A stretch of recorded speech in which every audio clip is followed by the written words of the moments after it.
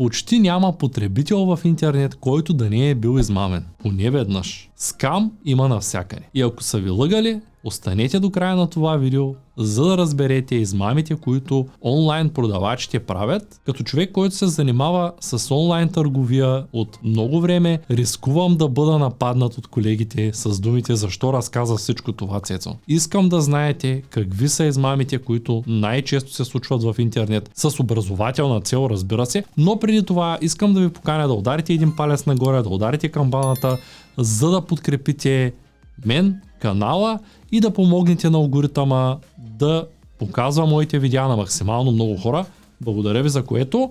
Можете също така да се присъедините с бутона Join и да научите повече за онлайн търговията с видеята, които публикувам в моя канал, за да започнете един добър онлайн бизнес. Нека започнем с една от най-често срещаните измами. Не ми дойде продуктът. Ще започна и с най-големия маркетплейс, именно с Amazon.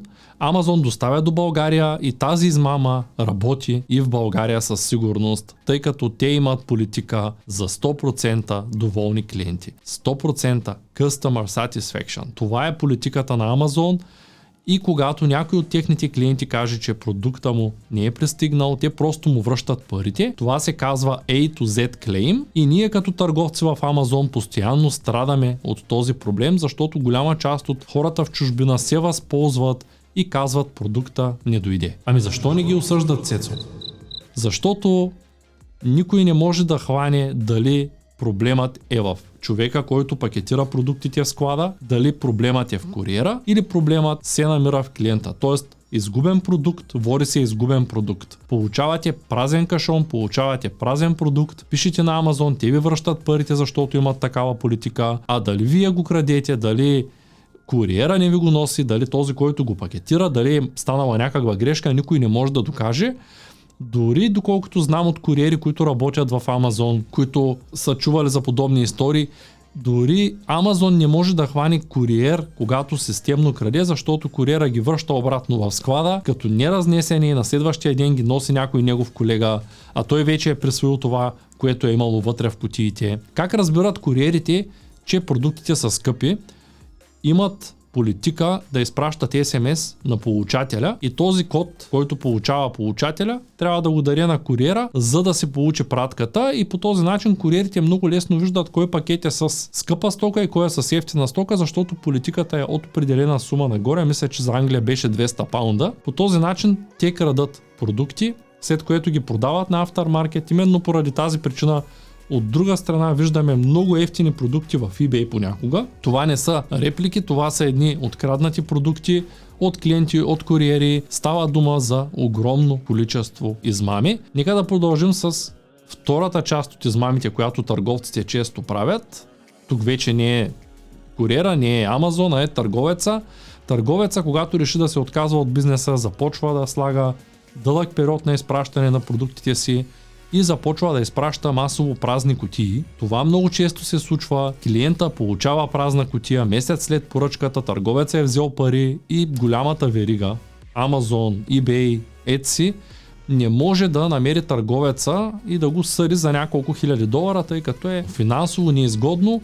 Поради тази причина много често тази злоупотреба се случва. Лично на мен са ми изпращали много пъти неща от eBay и от AliExpress, които пристигат като празен пакет. За щастие сайтовите имат политика и в повечето случаи те връщат парите на клиента. Последният такъв случай беше миналата година, когато пристигна флашка, бяхме поръчали ефтин мобилен телефон от AliExpress. Пристигайки флашка, чудех се какво да правя, отворих диспут. За щастие беше в времето на диспут, защото няколко дни по-късно, тъй като стоката има доста дълъг транспортен период, нямаше да мога да отворя диспут и да си взема парите от продукта. Следващата измама, която от своя страна клиентите често правят, е да получат една пратка, да я ползват 20-30 дни и да я върнат към продавача. Това е доста неприятно, случвало ми се стотици пъти, на времето продавахме Ray-Ban, получава Джон своите очила, ползва ги, след 20 дни пише тези очила не са ми по мярка, искам да ги върна. И когато тогава Facebook работеше така, когато напиша телефонния му номер във Facebook, го виждам сниман на кориз с моите очила, с очилата, които аз продавам, но какво да се прави, това е нормално, това е политика на големите вериги отново, т.е. имаме право да го купим онлайн, имаме право да го върнем и можем да се възползваме от тази вратичка, както е и политика да връщат парите. За съжаление са ощетени търговците, които получават използвана стока или които просто биват уведомени от Amazon, че са върнали пари автоматично на клиента, защото системата работи така, клиентите са най-важният, търговци винаги ще се намерят. Именно поради тази причина стават и такива измами. Следващата интересна система, чрез която лъжат клиентите си в eBay особено, е когато слагат продавачите return адрес, който не съществува, и когато клиента го върне, той не пристига до никъде, след което се обаждат в eBay и казват: този продукт не пристигна при мен, и eBay не им връща парите. Това е пък механизъм, чрез който продавачите лъжат за стоките, които получават обратно, тъй като не искат да приемат чупени продукти. Много често, когато сме работили с китайци, китайца изпраща една мостра, тя е много качествена, или две мостри, много качествени, пристигат в България, поръчваме в голямо количество и търговецът изпраща стока, която изглежда по същия начин, но е със съвсем друго качество. Много пъти сме се набълбуквали. Лъгали ли са ви някога в интернет? Оставете това в коментарите. Сега ще ви разкажа една много интересна случка от миналия месец, която се случи на мой близък приятел. В България той намери един мотор за лодката, която обича да кара, на цена от 3000 лева. Намери същия, абсолютно същия мотор за $700 в Alibaba и ми каза: аз и мой приятел се навихме да се разделим транспорта, тъй като транспорта е $300, дали ще поръчаме един или повече от един мотори до 5, получаваме една и съща транспортна цена, ще си купим двамата по един.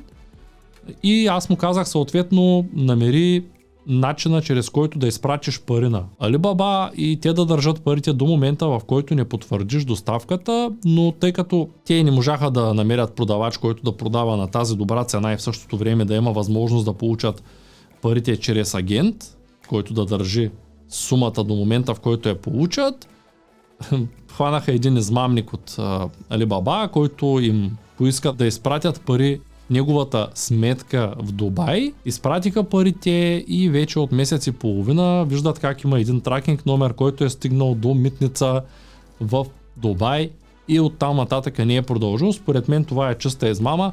Случва се много често, така че ако пазарувате от големи сайтове като Alibaba, задължително използвайте опцията да преверите в междинна сметка. Това ще ви спести потенциално доста главоболия. Лично съм имал проблеми в миналото, когато не съм знаел как да пазарувам в големи количества от такива вериги.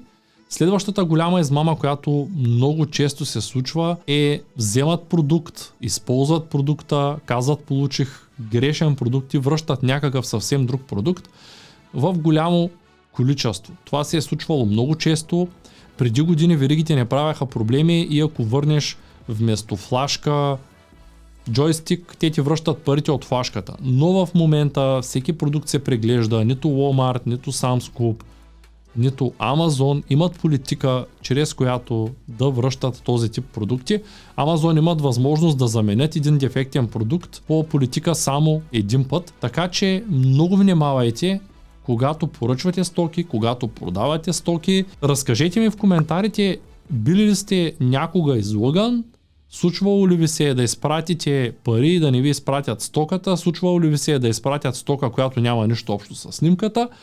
Сигурен съм, че на всеки се е случвало. Следващата измама вече не е свързана с онлайн търговия. Това е и последната измама, за която се сещам на Prima Vista. Това е измамата с вирусите. Вирусите, които заразяват компютрите на хората и ти изпращат: ние имаме достъп до твоя компютър и ще ти го възстановим, когато превереш биткоин. Това се беше случило дори на Геомил Георгиев миналата година или по-миналата беше. Той си беше взел компютъра, чудеше се какво да направи и не изпрати пари за щастие, защото когато изпратим пари, измамника обикновено иска още. И всеки следващ път, когато ние изпратим пари, измамника иска още. И последната измама, за която се сещам, е от OLX. Тя е българска измама. Пишат хората по Viber, чужденци обикновено, които казват: ще ти изпратя пари по банкова сметка, изпрати ми продукта без наложен платеж, аз живея в Германия, аз живея в Англия, изпрати ми тези неща, които продаваш. Те много често не знаят дори какви неща продаваме. Това е измама, от която трябва много далеч да бягате.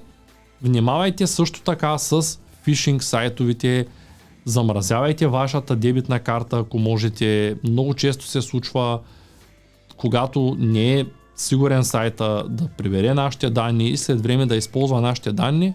Случвало ми се да изхарча пари за нещо, което всъщност не съм поръчал и то да не пристигне, разбира се, за някаква услуга от трета страна. Поради тази причина използвайте винаги Disposable карти в Revolut. Може би за в бъдеще ще направя такова видео как да използвате карта, която се сменя след всяка транзакция. Ако имате идеи за видеа, напишете ги в коментарите и не пропускайте да гледате това видео. Благодаря ви.